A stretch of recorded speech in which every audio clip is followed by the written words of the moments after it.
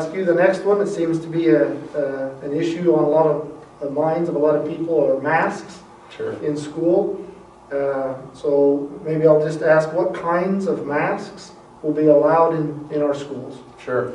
That's been a really hot topic. I know masks is kind of a big issue right now, and there's lots of different face coverings. So the word I like to use better than mask is face covering.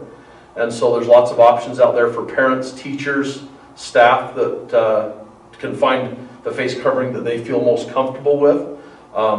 And maybe their student needs to try different styles to see which style they're most comfortable with. The couple things they need to make sure that they don't violate district dress code policy. We'll treat masks the same way as we treat all the other dress code policies in our buildings. And then each student that rides the bus will also need to have a face covering as they enter the bus and while they're on their time at the bus. Masks will be required other than when we're eating lunch. They'll need to remove masks, of course, to eat lunch. And then there'll be some activities where they can maintain their 6 feet social distancing where they'll be able to remove those masks as well. So some of those activities, they'll be able to remove the mask. But we will need those masks worn at all times, and different styles will be okay of face coverings. That's great. Thank you. Principal Guyman will use your elementary expertise here. A lot of questions about recess. Yeah. Will we have recess? And if so, how will it work? So the short answer is yes. Kids definitely need recess, and each school has an individual plan for how recess will work and look at their school. We are going to be spreading out kids more, staggering recesses, maybe part of a grade or one grade at a time rather than two.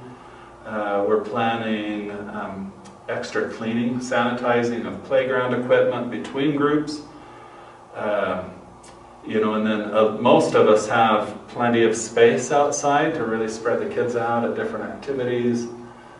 Maybe some schools even have multiple playgrounds, but we'll be able to socially distance the kids as best as possible while still allowing kids to have fun and have recess at school.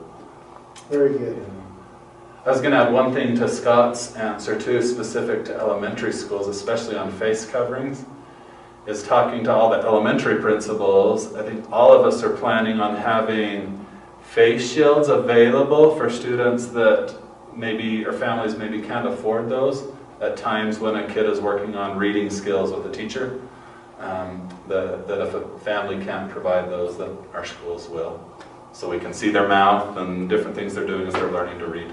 So. Yeah, that's great. I'm glad you brought that up. I know in the early grades, being able to see the teacher's face is quite critical for those pronunciation of words and sounds.